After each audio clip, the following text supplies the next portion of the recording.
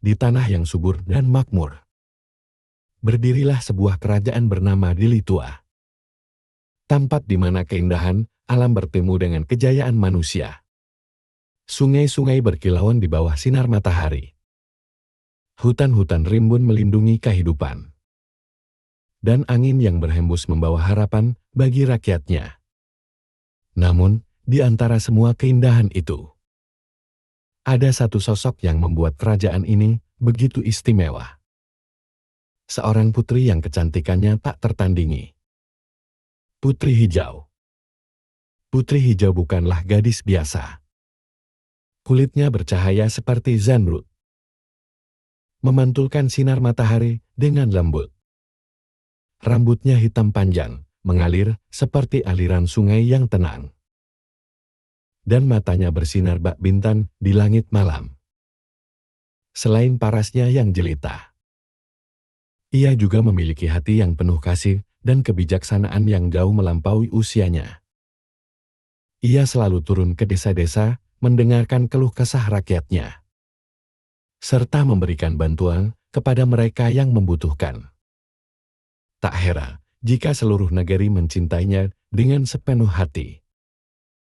Namun, Putri Hijau tidak hidup sendirian. Ia memiliki dua kakak laki-laki yang gagah berani. Mambang Yasid dan Mambang Hayali. Mambang Yasid adalah panglima perang kerajaan. Seorang prajurit yang tak terkalahkan dan pemimpin yang bijaksana. Sementara itu, Mambang Hayali, meskipun lebih pendiam, memiliki hubungan kuat dengan dunia spiritual. Ia sering bermeditasi di tempat-tempat sakral dan dikatakan bisa berbicara dengan roh-roh leluhur. Kedua saudara ini bersumpah untuk selalu melindungi adik mereka dari bahaya apapun. Suatu malam, seorang tabib tua datang ke istana dengan wajah penuh kegelisahan. Dengan suara bergetar, ia berkata kepada raja, "Akan datang seorang raja dari seberang lautan, membawa ambisi besar. Jika Putri Hijau tidak berhati-hati, kerajaan ini akan jatuh ke tangan musuh." Ramalan itu membuat seluruh istana diliputi kecemasan. Tetapi Putri Hijau tetap tenang. Ia percaya bahwa takdir selalu memiliki jalannya sendiri. Beberapa bulan kemudian, kecantikan dan kebijaksanaan Putri Hijau terdengar hingga ke kerajaan-kerajaan jauh. Termasuk ke telinga Raja Aceh. Raja Aceh adalah penguasa yang kuat dan ambisius. Dikenal karena kemampuannya menaklukkan negeri-negeri lain dengan pasukan perangnya yang besar.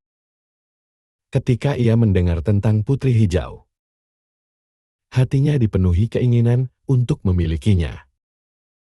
Aginya, seorang wanita secantik itu harus menjadi permaisurinya. Sebagai simbol kejayaan dan kekuatannya. Tanpa menunggu lama, Raja Aceh mengirimkan utusan ke Delitua. Membawa persembahan berupa emas, permata, dan sutra terindah. Ia berharap Putri Hijau akan menerima lamarannya dan datang ke kerajaannya sebagai permaisuri. Namun, ketika utusan itu menyampaikan pesan, sang putri hanya tersenyum lembut dan berkata, "Cinta tidak bisa dibeli dengan emas dan kekuasaan. Aku tidak bisa menerima lamaran dari seseorang yang tidak aku kenal hatinya." Penolakan itu bagaikan cambuk yang menyulut api kemarahan Raja Aceh. Ia merasa dihina dan dipermalukan di hadapan para penasihatnya. Tidak ada seorang pun yang menolak Raja Aceh. Dengan amarah yang membara, ia bersumpah bahwa jika Putri Hijau tidak datang kepadanya dengan sukarela, maka ia akan merebutnya dengan kekuatan. Armada besar pun dipersiapkan, ribuan prajurit dikerahkan. Dan kapal-kapal perang mulai berlayar menuju Delitua. Di Delitua, berita tentang ancaman ini segera sampai ke telinga Mambang Yasid dan Mambang Hayali. Tanpa membuang waktu, mereka mulai mempersiapkan pertahanan. Benteng-benteng diperkuat, pasukan dilatih dengan lebih keras.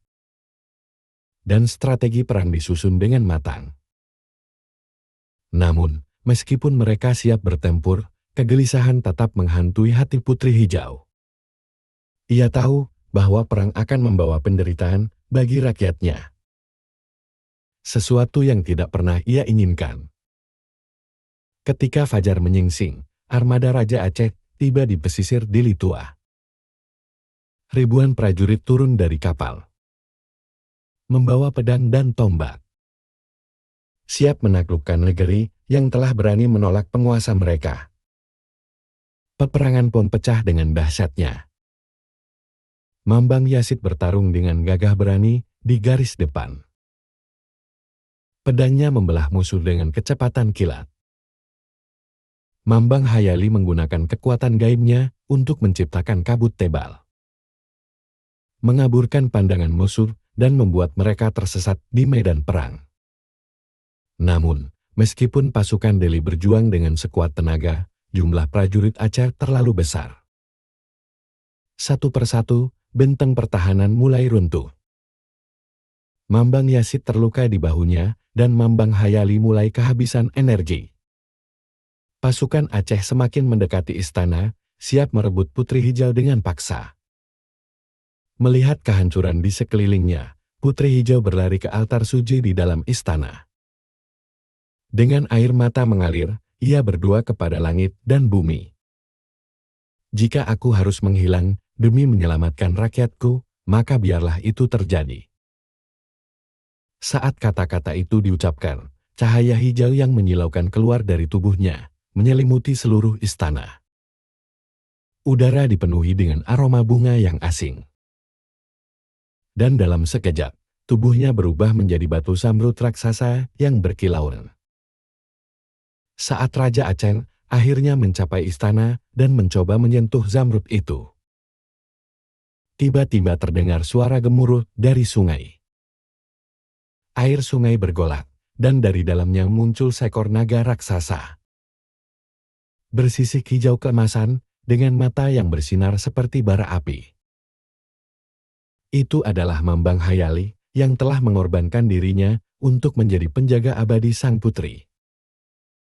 Dengan satu hentakan ekornya, ia menciptakan gelombang besar yang menelan pasukan Aceh, menghancurkan kapal-kapal mereka, dan mengusir Raja Aceh dari tanah Deli.